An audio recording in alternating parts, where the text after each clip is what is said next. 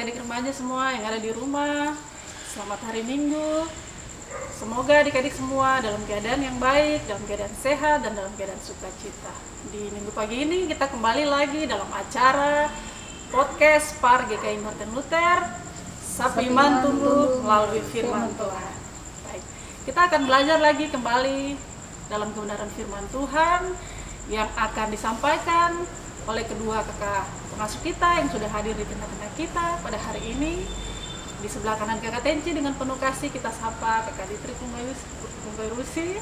Shalom kakak Ditrik. Shalom adik-adik semua. Ya, yang di sebelah kiri kakak Tenci ada kakak Regina Siriaga. Shalom kakak. Shalom semua. Baik. Kita akan belajar kebenaran firman Tuhan. Adik-adik yang di rumah semua sudah siap? Siapkan Alkitabnya dan juga siapkan hati-hati kita untuk diisi lagi oleh benih firman Tuhan. Sebelum kita membaca dan merenungkan kebenaran firman Tuhan di hari ini, kita akan berdoa. Doa dipimpin oleh kakak Ditrik. Baik adik-adik, mari kita berdoa. Kepadamu ya Bapa, kami anak-anak remaja datang kembali karena kami percaya kalau kami bisa ada di minggu yang baru ini bukan karena kemampuan kami, bukan karena kehebatan kami, tetapi semata-mata itu hanya oleh karena kasih-Mu Tuhan. Terima kasih Bapa, kami rindu untuk membaca dan merenungkan firman-Mu, karena kami percaya firman-Mu mampu menyelamatkan kami, menuntun kami ke jalan yang benar, menjadikan hidup kami untuk menjadi berkat bagi sesama kami Tuhan. Untuk itu Bapa, berbicaralah kepada kami. Sucikan, kuduskan kami dari semua dosa yang kami buat, sehingga kami layak untuk kebenaran firman-Mu di saat ini. Di dalam nama Tuhan kami Yesus Kristus kami berdoa. Amin. Baik, kita akan membaca kebenaran firman Tuhan di minggu pagi ini. Firman Tuhan terambil dari dalam kitab Kisah Para Rasul pasal yang ke-16 ayat 19 sampai ayatnya yang ke-40. Adik-adik yang di rumah silakan mengikuti di Alkitab kita masing-masing. Kakak akan membacakan judul dan cerita firman Tuhan. Kepala penjara Filipi. Ketika tuan-tuan perempuan itu melihat bahwa harapan mereka akan mendapat penghasilan lenyap, mereka menangkap Paulus dan Silas, lalu menyeret mereka ke pasar untuk menghadap penguasa. Setelah mereka membawa keduanya menghadap pembesar-pembesar kota itu, berkatalah mereka, katanya, "Orang-orang ini mengacau kota kita karena mereka orang Yahudi, dan mereka mengajarkan adat istiadat yang kita sebagai orang Rom tidak boleh menerimanya atau menurutinya. Juga orang banyak bangkit menentang mereka. Lalu pembesar-pembesar kota itu menyuruh mengoyakkan pakaian dari tubuh mereka dan mendera mereka. Setelah mereka berkali-kali didera, mereka dilemparkan ke dalam penjara. Kepala penjara diperintahkan untuk menjaga mereka dengan sungguh-sungguh. Sesuai dengan perintah itu, kepala penjara memasukkan mereka ke ruang penjara yang paling tengah dan membelenggu kaki mereka dalam pasungan yang kuat. Tetapi kira-kira tengah malam, Paulus dan Silas berdoa dan menyanyikan puji-pujian kepada Allah. Orang-orang hukuman lainnya mendengarkan mereka. Akan tetapi, terjadilah gempa bumi yang hebat, sehingga sendi-sendi penjara itu goyah. Dan seketika itu juga terbukalah semua pintu, dan terlepaslah belenggu mereka semua. Ketika kepala penjara itu terjaga dari tidurnya dan melihat pintu-pintu penjara terbuka, ia menghunus pedangnya, hendak membunuh diri, karena ia menyangka bahwa orang-orang hukuman itu telah melarikan diri. Ayat 28, tetapi Paulus berseru dengan suara nyaring, katanya, "Jangan celakakan dirimu, sebab kami semuanya masih ada di sini." Kepala penjara itu menyuruh membawa suluh, lalu berlari masuk, dan dengan gemetar tersungkurlah ia di depan Paulus dan Silas. Ia mengantar mereka keluar sambil berkata, "Tuan-tuan, apakah yang harus aku perbuat supaya aku selamat?" Jawab mereka, "Percayalah kepada Tuhan Yesus Kristus, dan engkau akan selamat, engkau dan seisi rumahmu." Lalu mereka memberitakan firman Tuhan kepadanya dan kepada semua orang yang ada di rumahnya. Pada jam itu juga, kepala penjara itu membawa mereka dan membasuh bilur mereka. Seketika itu juga ia dan keluarganya memberi diri dibaptis.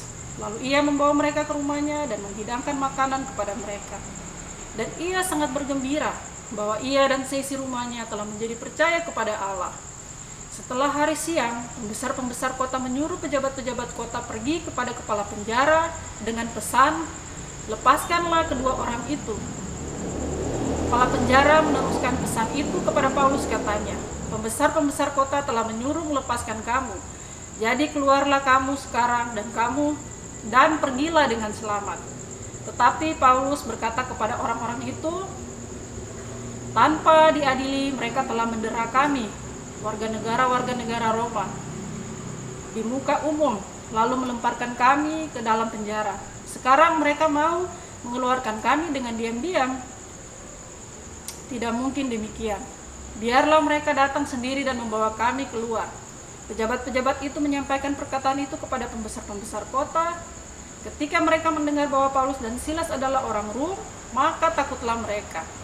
Mereka datang, minta maaf, lalu membawa kedua rasul itu keluar dan memohon supaya mereka meninggalkan kota itu. Lalu mereka meninggalkan penjara itu dan pergi ke rumah Lydia.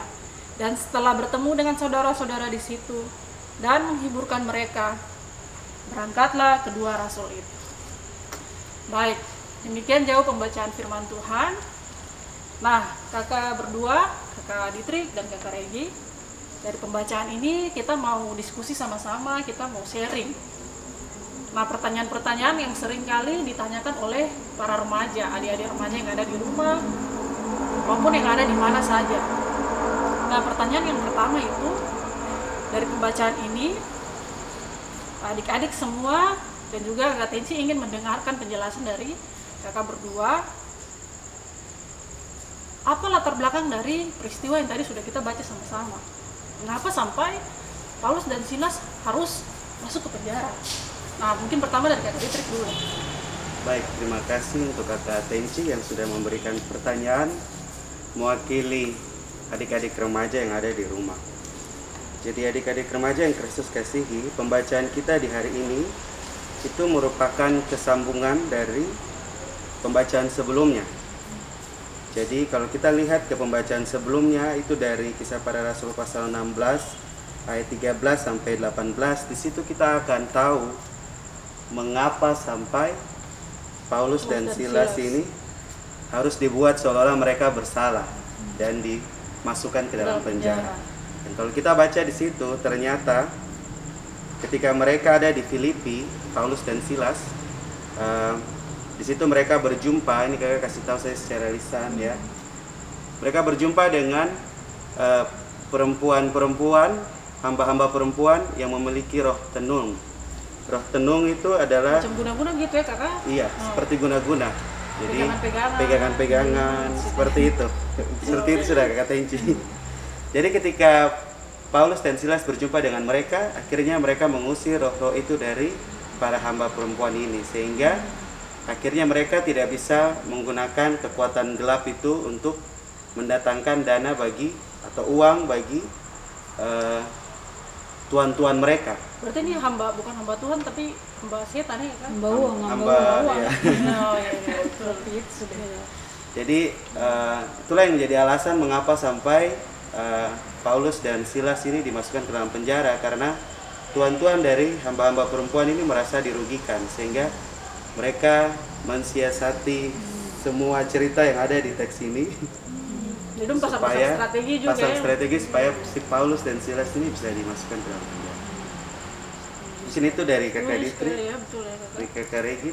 Jadi apa yang kakak Dietrich kasih tahu tuh itu sudah betul sekali.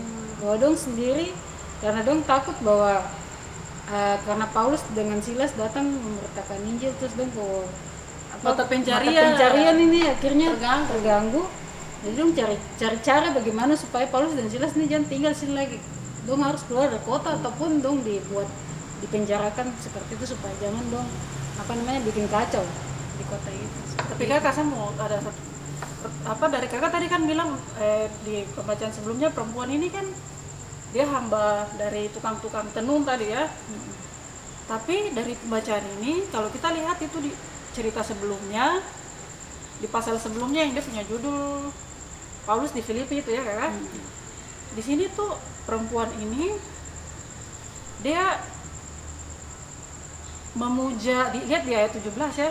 Adik-adik di rumah bisa ikuti di ayatnya yang ke-17. Dia di sini memuji Paulus dan Silas. Betul. Orang-orang ini adalah hamba Allah yang maha tinggi. Kalau kita lihat ya, maksudnya nih bagaimana kakak? Karena dia tidak menjatuhkan, dia tidak kata-kata kotor, tapi dia kasih pujian. Tapi kenapa Paulus mesti tegur perempuan ini? Nah, sebagai kita lihat cerita ini, dia punya cerita seperti apa ya kakak? Coba kakak mungkin salah satu kakak Ditri, kakak Reika. Siapa duluan? Kita lempar ke Sulaki. Kanan dulu sudah kakak. Baik, menurut kakak Ditri, ketika kita percaya sama Tuhan, kita berjalan itu kita tidak jalan seorang diri. Tuhan selalu hadir bersama-sama dengan kita, berjalan bersama-sama dengan kita, kemanapun kita pergi Tuhan pasti ada di situ. Dan hal itu yang dialami oleh Paulus dalam bacaan ini. Ketika dia berjalan bersama-sama dengan Tuhan, walaupun secara manusia kita tidak bisa lihat kehadiran Tuhan, tapi kuasa-kuasa kegelapan setan-setan itu mereka bisa melihat bahwa Tuhan ada saat itu bersama-sama dengan Paulus, sehingga mereka mengakui kuasa Tuhan yang hadir saat itu bersama-sama dengan Paulus. Berarti anak-anak Tuhan itu berbeda ya kakak? Anak-anak Tuhan itu berbeda. Berbeda, biasa sekali ya. Yang saya lihat di sini juga seperti yang kakak Dieter sampaikan tuh, kalau tong percaya Yesus, dan Yesus ada dengan kita, dan Roh Kudus lah yang akan membuat kita peka untuk melihat ini siapa sebenarnya tuh. Nah Petrus di sini juga dia tidak jalan sendiri, dia tidak jalan bersama dengan Roh Kudus. Kalau kita melihat dari bacaan ini tuh macam seolah-olah perempuan ini tuh dia kamuflase kan, macam dia macam menyamar ya, dia bikin macam seolah-olah kasih pujian. Kayak macam dia ada di pihak Paulus. Paulus dengan dia tidak menentang Paulus, dia tidak menentang pemberitaan Injil. Kalau macam kita tidak peka dengan Roh Kudus tidak kasih tahu kita dengan siapa di balik perempuan ini, maka kita juga akan terhanyut dengan pujian tuh. Kadang orang puji-puji kita ngerasa deh pujian tuh enak di telinga, jadi tong tergiur, tong terlena, jadi tong tidak tahu bahwa sebenarnya pujian itu ada maksud di balik itu. Jadi saya pikir perempuan ini dia sengaja memuji Paulus agar orang-orang yang ada di kota Filipi ini merasa bahwa Paulus dengan perempuan ini dong kawan, tidak bermusuhan, dong sama-sama jalan sama-sama. Padahal roh yang ada dalam perempuan ini berbeda dengan roh yang ada dalam diri Paulus. Jadi di sini Alkitab dia bilang bukan hanya sesekali, perempuan ini sudah mengikuti dia aja di ayatnya yang dilakukannya beberapa hari lamanya di ayat 18. Hal ini lakukannya beberapa hari lamanya. Tetapi ketika Paulus tidak tahan lagi akan gangguan itu, ia berpaling dan berkata kepada roh itu, demi nama Yesus Kristus aku menyuruh engkau keluar dari perempuan ini. Seketika itu juga keluarlah roh itu. Jadi saya pikir perlu kita sebagai anak-anak remaja juga harus dipimpin oleh Roh Kudus. Jadi kita tahu ini sebenarnya suara siapa. Karena banyak suara yang kedengarannya indah, kedengarannya baik, tapi sebenarnya itu bukan menjatuhkan ya, bisa menjatuhkan kita juga. Iya. Ya. Jadi kita harus peka. Kadang kita dipuji-puji, diangkat-angkat, tuh serasa nyaman. Padahal sebenarnya kita lupa diri. Kita lupa bahwa sebenarnya ini puji-pujian ini bisa bikin kita juga terjatuh ya. Iya, terlena dan terjatuh. Terus juga yang saya pikir lihat di sini bahwa sebenarnya ada U di balik B, udang di balik batu ya. Mungkin perempuan ini juga pikir kalau misalnya dia bisa meyakinkan orang di Filipi bahwa Paulus dengan dia tuh sahabat, maka ketika Paulus mungkin pergi, dong masih tetap percaya kepada perempuan ini dong macam artinya bahwa dong pemberitaan Injil yang Paulus sampaikan itu sama saja dengan tenung ini.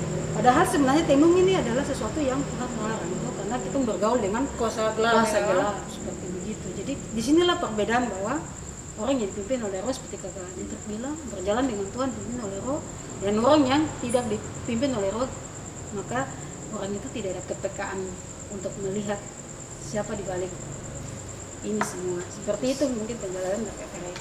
Kakak Dieter mau tambah lagi? Saya tertarik sekali untuk tambah di ayat 17 tadi yang Kakak Tenci sudah bacakan, di mana perempuan itu berkata orang-orang ini yang dimaksudkan di sini adalah Paulus dan Silas adalah hamba Allah yang maha tinggi. Jadi di sini berdasarkan tafsiran bebas dari Kakak Ditrik, tujuan dari roh jahat yang ada di dalam diri hamba-hamba perempuan ini adalah untuk memuji kedua hamba Tuhan ini ya, Paulus dan Silas. Jadi ketika kita melayani Tuhan dengan sungguh-sungguh dan tujuan kita melayani Tuhan itu untuk mencari pujian ya, mencari popularitas, maka kita akan terlena dan kita tidak akan menyadari bahwa seharusnya dalam pelayanan itu nama Tuhan yang dipermuliakan, bukan satu-satunya kita. yang layak terima pujian itu adalah Tuhan. Ya. Benar sekali Kakak, luar biasa. Adik-adik, ini latar belakang tadi Kakak berdua sudah menjelaskan latar belakang kenapa sampai Paulus dan Silas itu bisa tiba di penjara. Nah, sekarang kita masih mau menggali lagi kebenaran firman ini. Waktu mereka di penjara, akhirnya di cerita ini tadi dijelaskan kalau akhirnya mereka terpaksa ya oleh pembesar-pembesar ini, mereka terpaksa dilemparkan ke dalam penjara. Meskipun kita tahu bahwa mereka itu tidak ada salah ya tadi penjelasan ini. Nah, waktu mereka berdua di dalam penjara, ini menarik juga nih mereka berdua. Apa yang mereka berdua lakukan di dalam penjara? Ya, itu coba bisa dibagikan ke adik-adik. Mereka berdua waktu di dalam penjara, tapi apa yang mereka lakukan di tengah-tengah situasi yang sulit, yang rumit. Penjara itu kan bukan tempat yang enak, bukan tempat yang nyaman, bukan tempat yang memberi kenikmatan, tapi tempat yang kalau kita mau bayangkan tuh tempat yang bikin menderita lah. Nah, apa yang mereka lakukan di sana? Mungkin Kakak bisa. Nah, sekarang Kakak lagi dulu sebentar Kakak itu kan kita. Iya, adik-adik, kalau kita selidiki dari pembacaan kita ini yang mereka lakukan ketika mereka dimasukkan ke dalam penjara, yang menarik dari Kakak Regi di sini mengenai Silas, sikap dari Silas dan Paulus ya. Sikap mereka tuh, mereka tidak marah-marah ya. Mereka tidak maki-maki orang-orang yang dong didera nih. Ceritanya dong didera itu sebelum dimasukkan dalam penjara. Mungkin adik-adik tanya didera itu apa? Didera itu kayak dong dapat pukulan ya, cambukan, hukuman itu. Nah, waktu mereka didera berkali-kali, pica-pica kan? Kalau orang dapat pukul sampai berkali-kali buat salah tuh pasti. Kalau anak-anak sekarang tuh marah balik gitu, bang aja kan begitu misalnya saja ya, minta maaf ya kakak gitu. Itu contoh adik-adik kayak emosi tuh, apalagi masih darah aja gitu tuh, darah panas kayaknya. Betul sekali, paling mungkin kok sangka batu lah lempar balik kayak gitu. Tapi sikap dari Silas dan Paulus ini sungguh-sungguh berbeda. Ketika mereka didera tanpa bukti dan juga tanpa tanpa salah ya dari mereka berdua, mereka dilemparkan dalam penjara yang bagian dalam, bagian tengah. Sudah begitu dibelenggu, dipasung lagi, kayak macam sudah dibelenggu tangan, kaki dipasung lagi. Macam teroris kayak? Iya, kayak macam penjahat paling berbahaya sudah begitu. Jadi waktu mereka ada di situ, kedua orang ini tengah malam, Alkitab bilang di ayatnya yang ke 25. Tetapi kira-kira tengah malam Paulus dan Silas berdoa, menyanyikan puji-pujian kepada Allah, dan orang-orang hukuman lain mendengarkan mereka. Mereka tidak, tadi seperti yang Kak Regi jelaskan, mereka tidak marah dengan keadaan, mereka tidak kutuk orang-orang itu tidak reaksi yang negatif, tapi justru mereka mengambil waktu untuk berdoa dan mereka memuji Tuhan. Saya pikir ini yang terjadi waktu mereka ada dalam penjara, seperti yang tadi Kakak Tenci tanyakan apa yang mereka lakukan di penjara. Mungkin itu dulu penjelasan dari Kakak Regi, nanti silakan Kakak Ditrik tambahkan, nanti kita berkembang. Iya betul, Kakak Ditrik tambahkan karena Kakak Ditrik ini kan anak kompleks lembaga, bisa ceritakan bagaimana lembaga keadaan lagi sekalian adik-adik di rumah tahu. Baik, betul sekali apa yang tadi Kakak Tenci bilang bahwa Kakak habiskan masa kecil di kompleks lembaga. Luar biasa Kakak. Sempat keluar terus kembali lagi terus keluar lagi. Tapi bukan Kakak Ditrik yang masuk lembaga. Bukan masuk ke dalam, tinggal di dekat kantor lembaga. Baik, menanggapi apa yang tadi Kakak Regin sudah sampaikan, sudah sangat jelas sekali bahwa yang mereka lakukan ketika mereka berada di dalam penjara itu mereka berdoa, terus mereka menyanyi. Jadi sebelum menyanyi mereka berdoa dulu. Nah, di sini mungkin yang ingin Kakak Ditrik tekankan itu tentang puji-pujian. Kadang kita berpikir, kenapa Tuhan itu mau dipuji? Memangnya Tuhan itu haus kepada puji-pujian kan? Mungkin adik-adik juga pernah memikirkan pertanyaan ini. Betul Kakak. Iya ya, Kakak Tenji dan Kakak Regin.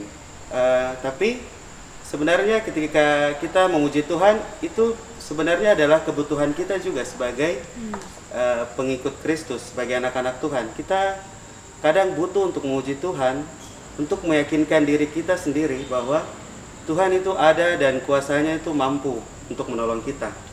Nah, saya lihat puji-pujian itu seperti sebuah kaca pembesar. Jadi ketika kita menggunakan kaca pembesar, hal yang tadinya kecil, barang apa yang tadinya kecil, ini ada semut sini. Kalau saya pakai kaca pembesar, semut ini saya bisa lihat.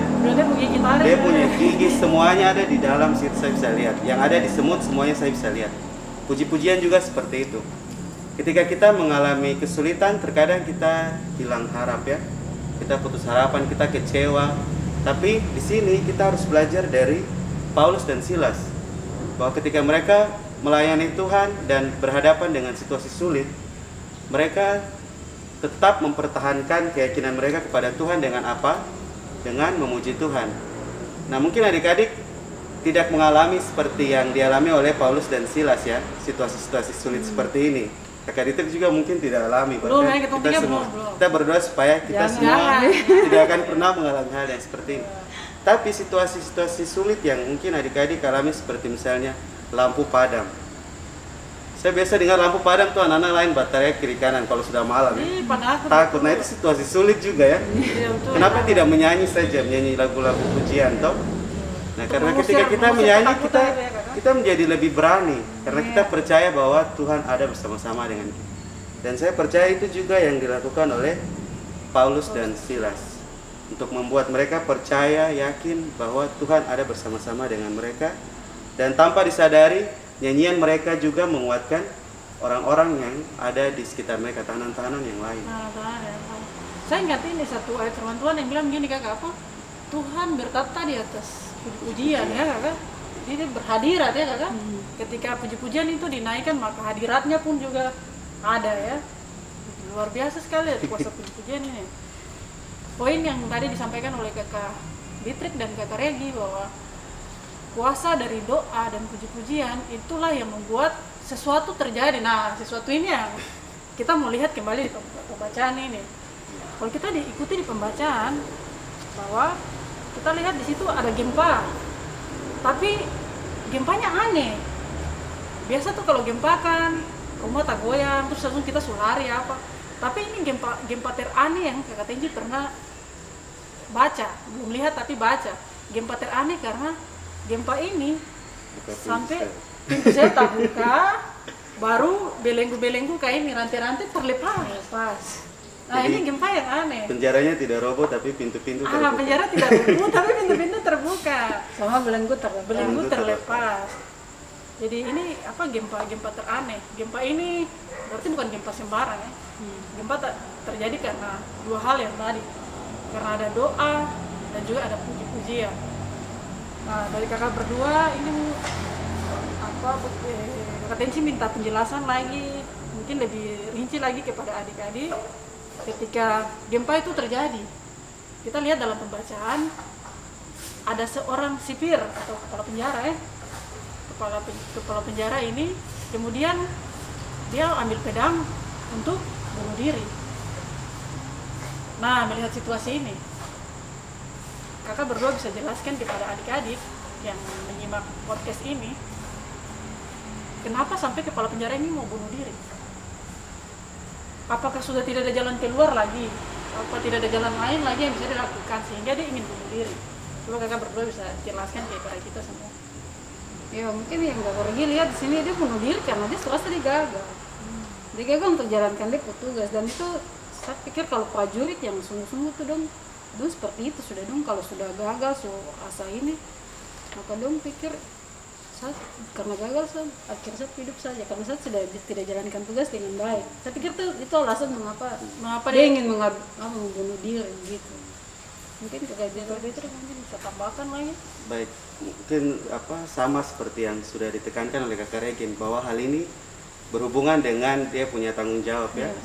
Sebagai seorang kepala penjara dia harus bisa memastikan bahwa tidak ada seorang tawanan atau tahanan yang akan lari dari penjara sebelum waktunya. Tapi ketika gempa itu terjadi, pintu penjara terbuka, kalau semua tahanan keluar, maka otomatis sebagai seorang kepala penjara, dia sudah gagal dalam menjalankan tugas dan tanggung jawabnya. Begitu sebelum dia pergi mengecek, dia sudah pikiran, aduh ini pasti sudah kosong semua ruangan di dalam penjara ini. Padahal ternyata mereka semua masih ada di dalam ya. Baik, luar biasa sekali. Kita mau ambil pelajaran yang penting juga dari kepala penjara ini. Bukan saja dari Silas maupun Paulus, tapi juga dari seorang kepala penjara. Jadi dia seorang yang penuh tanggung jawab terhadap tugas yang diberikan untuk dia ya. Nah, mungkin ada pesan untuk adik-adik melalui kita lihat apa yang terjadi dengan kepala penjara ini ya.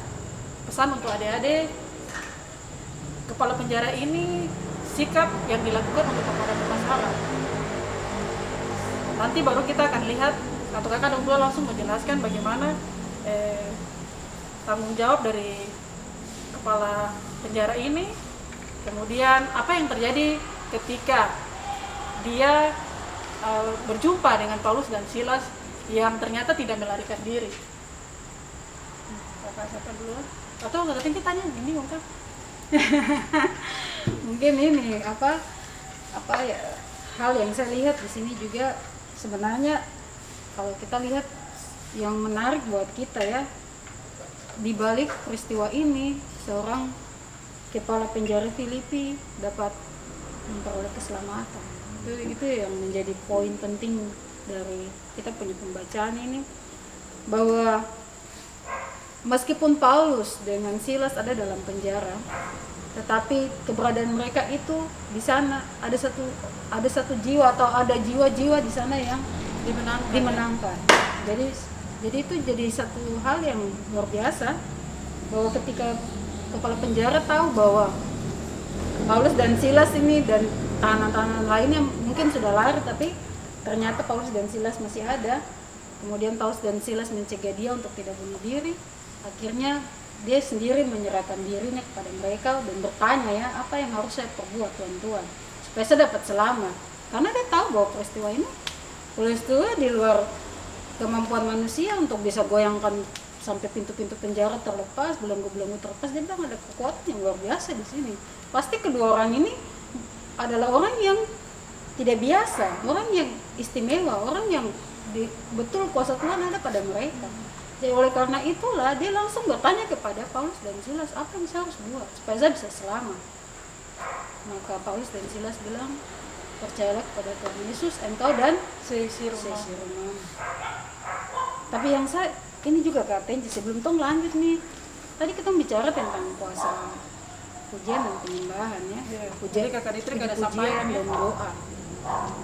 Mungkin tong pikir seperti begini, apakah semua orang yang menyanyi di gereja, mungkin juga dengan kakak Dieter dan kakak Tencin, tong pertanyaan, tong bilang apakah semua orang yang menyanyi di gereja begitu, macam biasa padan suara, terus apa, vokal grup, apakah itu juga seperti ada puasa puji-pujian di situ atau bagaimana? Itu kan mungkin pertanyaannya, pertanyaan apakah pujian-pujian seperti begitu yang dimaksudkan di sini, atau pujian yang seperti apa yang dimaksudkan di sini?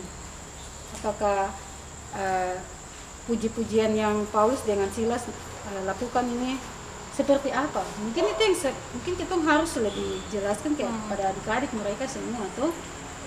Betul. Kakak Dieter dulu sudah. Kakak Tenji masih. Terima kasih, mungkin saya akan menanggapi terlebih dahulu pertanyaan tadi dari kakak Tenci. Itu kas tuntas dulu baru nanti iya. kita pindah lompat. Tadi masih utang. Lanjut ya kan. Iya, dari kakak Tenci tadi bertanya kira-kira pelajaran apa yang bisa kita ambil dari si kepala penjara ini ketika kita diperhadapkan dengan situasi sulit ya. Di sini kita lihat bahwa respon kepala penjara pada saat itu dia mau membunuh diri. Nah, kalau kita lihat sekarang anak-anak remaja banyak juga yang meresponi situasi sulit dalam kehidupan mereka dengan cara-cara yang salah, yang keliru, yang tidak sesuai dengan kehendak Tuhan. Mungkin mereka tidak bunuh diri juga, tapi mereka lari ke hal-hal yang buruk lainnya. Misalnya mereka masuk dalam dunia narkoba, Sapaibon, minum balon, seks bebas, hisap rokok. Banyak sekali tempat-tempat pelarian yang menjadi cara untuk anak-anak ketika diperhadapkan, tidak hanya anak-anak ya, tapi kita semua ketika diperhadapkan dengan situasi sulit, kita mau ke sana sebagai tempat kita mengekspresikan rasa tertekan gitu ya. Rasa tertekan kita di situ. Nah, tetapi kita lihat lagi bahwa di sini ketika kepala penjara itu mau menghulus pedang untuk membunuh dirinya, dia tidak jadi bunuh diri, dia kembali cek lagi pastikan. Jadi penting sekali untuk kita anak-anak Tuhan, supaya ketika kita diperhadapkan dengan situasi yang sulit, jangan kita lupa untuk kembali kepada Tuhan, cari Tuhan ya. Kita berdoa terus supaya Tuhan bisa mengarahkan kita untuk keluar dari situasi yang sulit itu. Kalau ada suara seperti suara dari Paulus dan Silas, suara dari kakak pengasuh gitu, suara dari kakak pengasuh, ibu pendeta, iya. Suara-suara seperti yang didengar oleh kepala penjara ini, itu juga bisa lewat kakak pengasuh seperti yang tadi Kak Tenci bilang, lewat ibu pendeta, lewat siapa saja. Siapa saja. Dan yang saya lihat di sini bahwa yang di dalam penjara itu kan bukan Paulus dan Silas saja, ada tahanan-tahanan lainnya. Dan tahanan-tahanan ini mereka juga dikuatkan, diberkati lewat puji-pujian yang disampaikan oleh Paulus dan Silas. Jadi ketika pintu-pintu penjara itu terbuka, mereka semua nih melihat Paulus dan Silas menurut imajinasi Kakak Distrik ya. Mereka tentunya kalau ada orang yang kita rasa patut untuk diteladani, tentunya kalau kita berhadapan dengan situasi tertentu, kita mau lihat apa respon orang itu. Iya ya. Kita mau lihat dia responnya bagaimana. Di sini Paulus dan Silas memilih untuk tetap tinggal di dalam penjara, ya. Sehingga tahanan-tahanan yang lain juga mereka mengikuti Paulus dan Silas. Jadi disitulah yang membuat kepala penjara ini sungguh bersyukur sekali, karena dia tahu bahwa tengah malam kalau kita menyanyi itu pasti suara besar ya. Pasti ribut ya. Apalagi kalau dalam ruangan pasti menggema dan bisa didengar ke sana sini semua. Semua orang yang ada dalam ruangan pasti bisa dengar. Pasti kepala penjara itu juga mendengar puji-pujian yang disampaikan oleh Paulus dan Silas. Dan dengan gempa bumi yang tadi Kak Tenci bilang gempa bumi yang aneh. Gempa bumi teraneh. Artinya tidak merobohkan gedung itu, tapi membuka pintu-pintu yang terkunci. Dan juga apa tadi?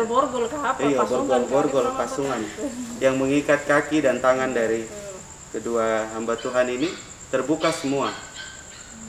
Jadi puji-pujian itu yang membuat si kepala penjara ini percaya kepada kuasa Tuhan. Kalau kita lihat di dalam Alkitab, firman Tuhan tidak hanya bicara sekali saja mengenai kuasa puji-pujian ya. Di dalam kitab Yosua juga kita belajar bahwa tembok Yeriko rubuh karena puji-pujian. Adik-adik sekolah minggu biasa menyanyi umat Israel ya, seperti itu. Dan tadi Kakak Tenci bertanya, puji-pujian seperti apa? Apakah yang setiap hari minggu kita menyanyikan tuh sudah seperti itu, sudahkah? Seperti yang dinyanyikan oleh Paulus dan Silas.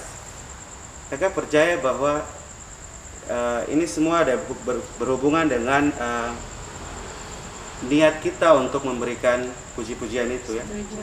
Kalau kita punya niat memuji untuk mencari, kita punya nama atau popularitas, menunjukkan skill dan sebagainya, berarti itu bukan pujian yang dimaksud di sini. Pujian untuk Tuhan. Pujian untuk Tuhan itu pujian yang betul-betul kita mau sampaikan karena kita sudah alami itu. Kata-kata di dalam pujian itu kita sudah betul-betul rasakan, kita betul-betul mengalaminya secara pribadi, dan kita mau sampaikan supaya orang lain tahu bahwa ini yang saya alami dan ini juga yang bisa kalian alami. Berarti pujian itu seperti doa kita yang keluar juga dari dalam hati gitu ya kakak? Iya, seperti itu menurut kakak juga. Setuju sekali Kak Ditrik. Kadang kan tuh apa toh pikir gini, saya menyanyi saja. Itu kan saya puji Tuhan, jadi saya menyanyi. Padahal kalau tidak dari hati, itu kan bukan artinya dia punya. Kalau kita melakukan sesuatu bukan dari hati, itu dia seperti keluar tapi dia terhadap efek. Udah sampai ke hati. Iya, macam dia pantul aja gitu tuh. Tapi kalau sungguh-sungguh dari hati itu langsung ke connect dengan Tuhan. Saya pikir itu yang membuat kuasa itu turun dan membuat sesuatu terjadi, gempa bumi itu. Jadi mungkin buat kita semua, untuk adik-adik juga, mari kita kalau memuji Tuhan tuh dari hati ya, dengan sungguh-sungguh. Terus saya lihat juga di sini tentang Paulus dengan Silas nih, dan dia punya sikap nih. Kalau orang namanya sudah di penjara itu mungkin dong lebih, kalau macam kita sudah dalam masalah, itu sudah dapat pukul, terus begitu tuh dapat buang di penjara, kaki tangan lagi dapat ikat. Kita mau mengucap syukur dengan pujian tuh bernyanyi tuh kayak macam sulit, paling benar menangis kah, kita melamun kah, atau kita tuh Tuhan seperti gitu kayak begitu tuh. Tapi Paulus dan Silas justru mereka mengambil langkah yang berbeda, mereka mengambil sikap yang berbeda. Mereka justru datang cari Tuhan dalam doa, dan mulailah mereka menaikkan puji-pujian dengan hati yang penuh dengan syukur, dengan hati yang penuh dengan pujian untuk Tuhan. Mungkin itu yang harus kita taruh di dalam kita punya hidup ini sebagai anak, sebagai pengikut Kristus ya, sebagai anak-anak remaja yang sungguh-sungguh dalam Kristus. Bahwa dalam keadaan sulit apapun seperti ini, mari kita puji Tuhan, mari kita mencari Tuhan dalam doa, mari kita datang menyembah Dia. Itulah saya pikir itu yang menghadirkan kuasa Tuhan keluar. Jadi kakak tidak harus menyanyi di lampu yang terang seperti begini, di tempat yang tergelap sekalipun nama Tuhan yang kita tinggikan. Kayak tadi kakak Ditrik, poin penting sekali kakak Ditrik bilang bukan untuk mencari popularitas. Kayak tadi kalau Paulus dengan Silas, seandainya mereka cari popularitas, pasti yang tadi cerita di pasar itu, yang perempuan itu deh puji-puji Dundua tuh pasti Dundua sudah pantul-pantul kayak ini kepala pantul. Tapi Dundua tidak cari itu. Yang Dundua cari adalah kemuliaan dan hormat bagi nama Tuhan ya. Jadi ketika di penjara juga mereka menaikkan kemuliaan hormat hanya bagi Tuhan gitu ya kakak. Luar biasa sekali. Nah adik-adik semua, kakak Regi dan kakak Ditrik, ada satu pertanyaan lagi. Nah pertanyaan ini juga menjadi poin yang mungkin harus didengarkan oleh sobat-sobat remaja. Kepala penjara ini kan berarti dia sebelumnya dia tidak percaya kepada Tuhan ya berarti. Nah setelah dia berjumpa dengan Paulus dan Silas, dia kemudian menjadi orang yang percaya kepada Tuhan. Lalu di ayat yang ke-31 kita lihat sama-sama, di situ ayatnya bilang gini, percayalah kepada Tuhan Yesus Kristus dan engkau akan selamat, engkau dan seisi rumahmu. Kenapa sampai mereka bisa katakan ini kepada kepala penjara? Padahal kan kepala penjara kan dia sendiri satu orang yang percaya. Kenapa harus seisi rumahnya juga? Nah, coba kakak berdua bisa kasih penjelasan untuk adik-adik. Kak Ditrik dulu. Baik, terima kasih. Kalau menurut tafsiran dari kakak Ditrik, di sini kita bisa melihat bahwa peran seorang ayah itu sangat besar sekali dalam keluarga ya. Ayah itu adalah seorang imam. Apa yang diimani, diyakini, dipegang oleh seorang ayah atau bapak dalam rumah tangga, hal itu juga yang akan dipegang, diyakini, diimani oleh istrinya dan juga anak-anaknya. Jadi ketika Paulus dan Silas bilang engkau dan seisi rumahmu, artinya mereka berdua tahu bahwa ketika bapak kepala penjara ini percaya, sudah otomatis dia punya istri dan anak-anak juga akan mengikut dia, akan percaya karena dia adalah imam. Berarti penting sekali seorang imam ya. Penting sekali untuk bapak-bapak dan kita anak-anak remaja yang akan menjadi bapak nanti. Iya. Masih belum kan cepat-cepat. Tapi jangan dulu, tunggu dulu sekolah dulu selesai. Kakak kita tambah atau Kakak Didrik masih kan? Sudah. Oh, sudah Kakak, silakan. Ya, yang Kakak Didrik bilang itu sangat betul adik-adik, bahwa peran dari seorang ayah itu penting sekali dalam rumah. Seperti Mazmur 133 bilang tuh bahwa minyak itu akan turun dari kepala ke janggut dan ke leher juga. Artinya bahwa dari pemimpin turun ke anak-anak buah di bawah, istilahnya begitu. Kayak bapak dia sebagai pemimpin dalam rumah tangga, maka istri dan anak-anak tuh juga akan mengalir. Jadi saya pikir itu penjelasan dari ayat ini seperti itu, bahwa efek dari keselamatan bagi seorang ayah, dia akan berpengaruh kepada ibu dan anak-anak seperti itu. Jadi kami yang laki-laki, kalau besar kami jadi bapak tuh, bapak yang harus luar biasa, karena kamu punya peran sangat besar sekali dalam sebuah keluarga. Jadi itu untuk anak-anak remaja laki-laki, bukan berarti perempuan terada, perempuan juga. Tapi belum saatnya adik-adik, nanti. Jangan karena kakak lagi bilang gila semuanya cepat sudah ya, kasih tau. Nanti kasih makan apa, sabar dulu. Kakak, dari penjelasan ini saya jadi berpikir dan jadi bertanya-tanya, bagaimana dengan adik-adik remaja yang misalnya kita ke bapak nih tukang mabuk atau tidak ada dalam rumah setiap saat, tidak pernah pimpin doa buat kita. Terus tadi dari kakak dua punya penjelasan, terus kita yang ada di remaja yang mengalami situasi seperti ini. Nah, itu seperti apa kira-kira ya? Silakan kakak. Ya, dari kakak Regi, bahwa bukan berarti kalau tidak ada orang tua berarti kita sembarangan atau tidak bisa selamat atau tidak bisa jadi orang yang baik, tidak. Kita punya hidup ini ditentukan oleh kita pilihan sendiri. Kalau kita mau jadi orang baik, kita yang pilih untuk menjadi orang baik. Kalau memang kita bapak pernah gagal, terus dia pernah kasih tinggal kita dan dia tidak kembali, atau dia sudah almarhum, dia pernah buat hal yang salah dan kita tidak punya figur yang baik untuk kita teladani, terus kita bingung mau bercermin kepada siapa, mau lihat siapa punya teladan. Kita mungkin bingung dengan hal itu. Tapi adik-adik semua, kakak Regi mau bilang, kita cari Tuhan. Tuhan yang akan menjadi penolong dan penuntun bagi kita. Masa depan kita tuh ada di tangan Tuhan. Firman Tuhan dalam Yeremia 29 ya ayat 11 bilang bahwa Tuhan sudah menyediakan masa depan yang indah, rancangannya indah bagi kita. Jadi kalau kita connect dengan Yesus, kita beri hidup kepada Yesus, maka Yesuslah yang akan menjadi Bapa bagi kita dan menjadi, bahkan dalam Alkitab dalam Mazmur bilang dia menjadi ayah bagi anak-anak yatim, ya, menjadi orang tua bagi anak-anak yatim, janda dan duda, atau begitu, atau orang yang suaminya sudah pergi, ada istrinya, ada anak-anaknya, Tuhan akan menjadi kepala bagi rumah tangga itu. Jadi cari Tuhan Yesus. Bapak dia sudah mungkin salah, atau mama dia sudah salah, jangan kita putus asa atau putus harapan dan tidak bisa bangkit atau pulih. Tidak, kita mencari Tuhan Yesus, ada harapan untuk kita menjadi orang yang baik. Itu mungkin dari kakak ini. Oke, terima kasih. Tadi tambah lagi. Boleh. Silakan kakak. Jadi yang tadi kakak Tenci tanyakan bahwa untuk adik-adik yang tidak punya orang tua bapak, ya, mungkin bapaknya sudah meninggal atau jauh, mungkin adik-adik berpikir bagaimana supaya figur itu bisa menolong saya untuk jalan di jalan Tuhan, seperti yang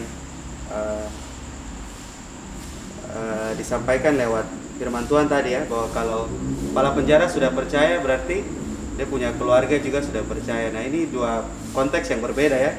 Kalau tadi di sini itu karena Paulus dan Silas berhadapan langsung dengan kepala penjara, ya.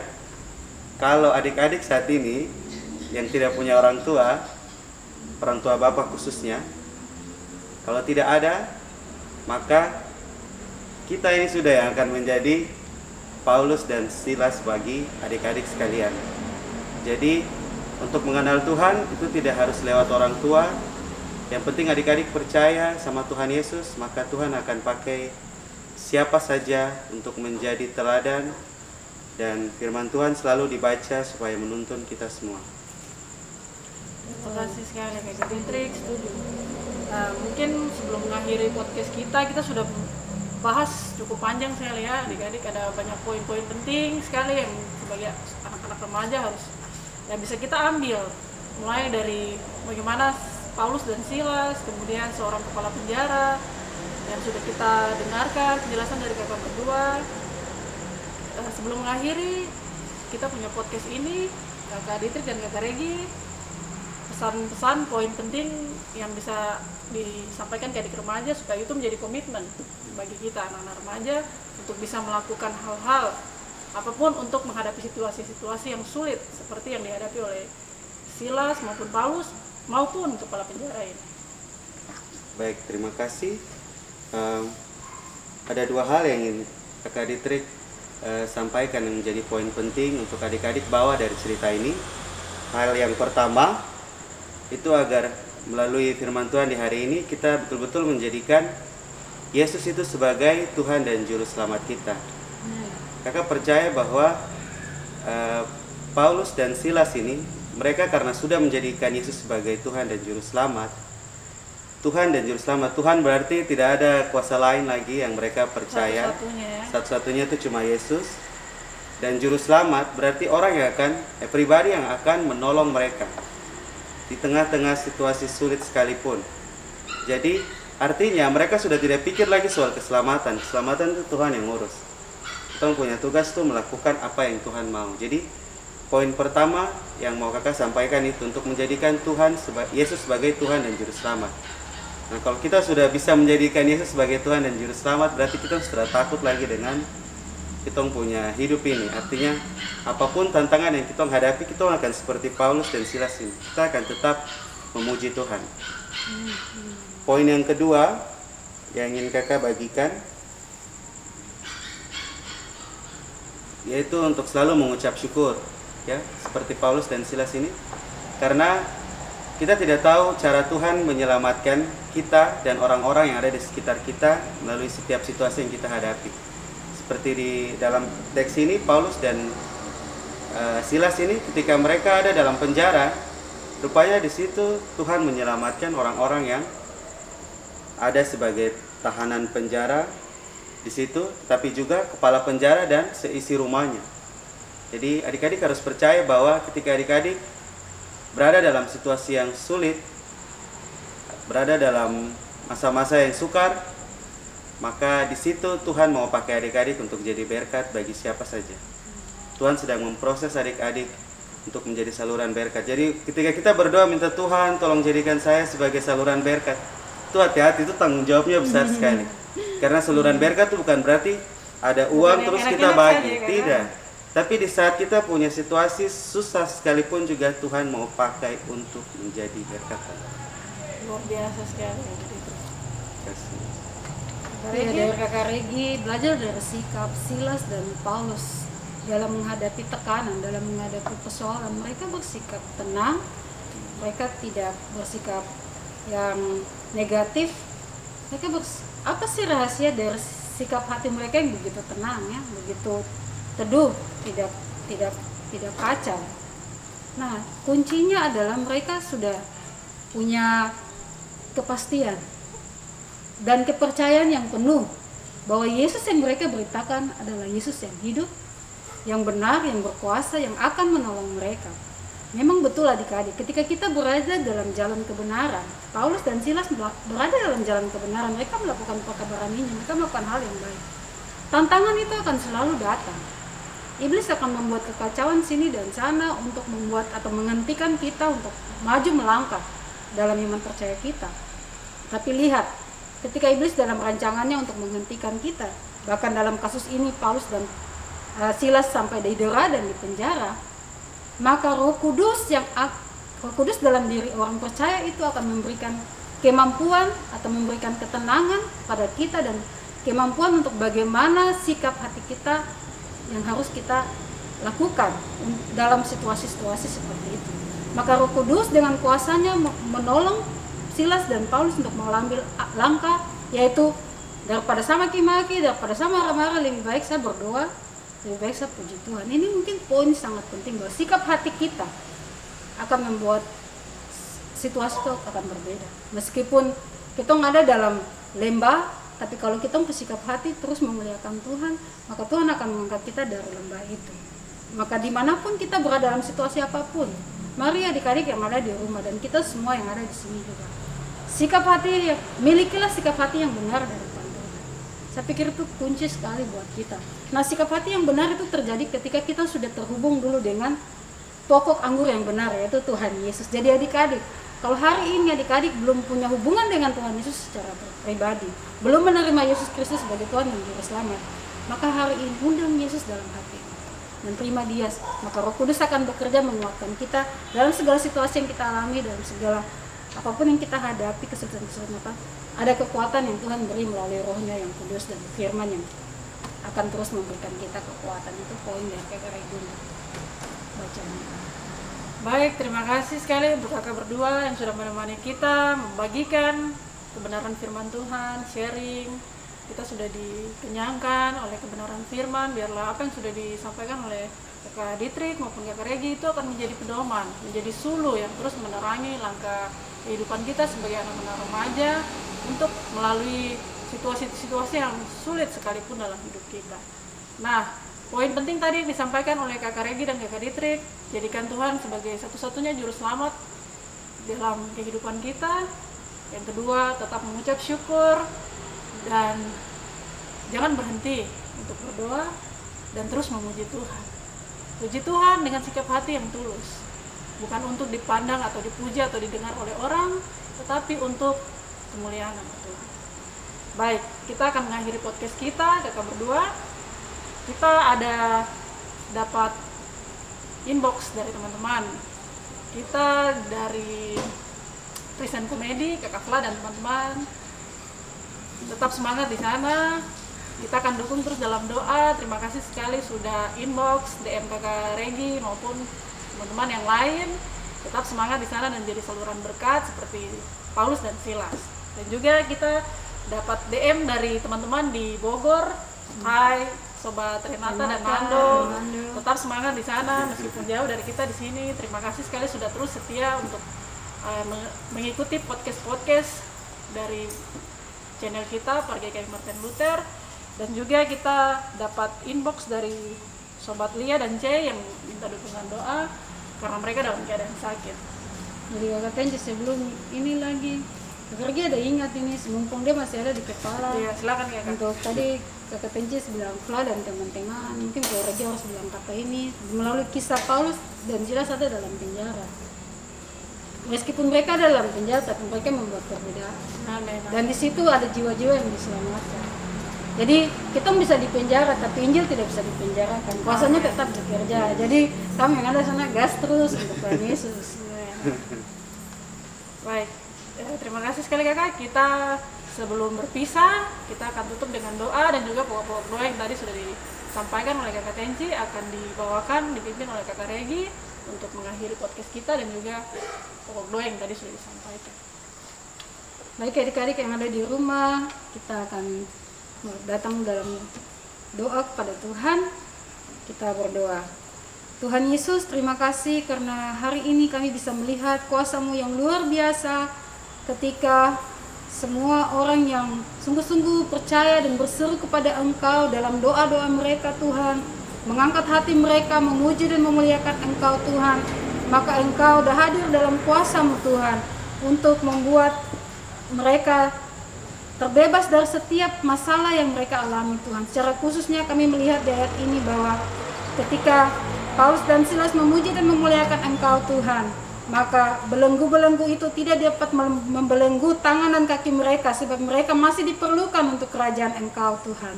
Oleh karena itu Tuhan, kami juga berdoa saat hari ini untuk adik-adik kami yang ada di rumah yang merasa diri mereka seperti dibelenggu dengan segala bentuk sakit penyakit, dibelenggu dalam bentuk persoalan dan masalah-masalah hidup, dibelenggu dengan tantangan-tantangan Tuhan. Mereka merasa mereka tidak dapat berbuat apa-apa, mereka merasa mereka sendiri, mereka merasa mereka lemah Tuhan.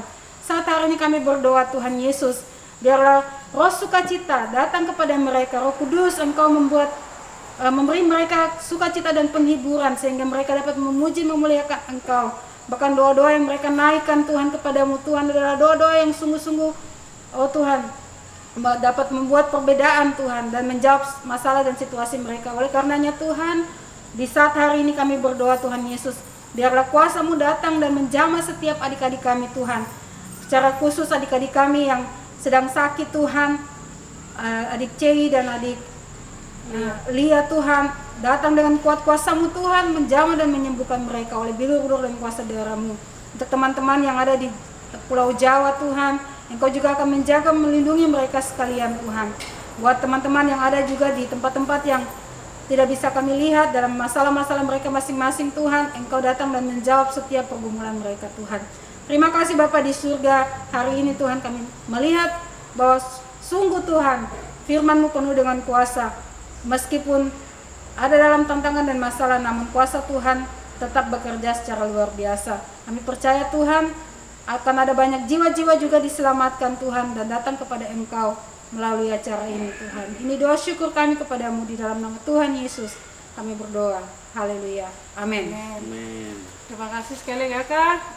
Sobat-sobat sekalian, sekali lagi Kakak Tenci mau sampaikan kalau ada yang ingin disampaikan atau ditanya masih kurang jelas, silakan bisa komen di kolom komentar atau tidak bisa DM di IG dari Martin Luther. Bisa DM saya di situ langsung. Kalau ada pokok doa juga bisa disampaikan atau bisa tulis di kolom komentar supaya ada kakak-kakak pengasuh yang setia untuk mendoakan adik-adik selalu. Baik, demikian acara podcast kita hari ini. Biarlah firman Tuhan selalu memberkati kita sebagai prajurit Kristus yang selalu siap kapan saja dalam situasi apapun untuk tetap setia di dalam Tuhan. Prajurit Kristus, Do it for Jesus. Bye.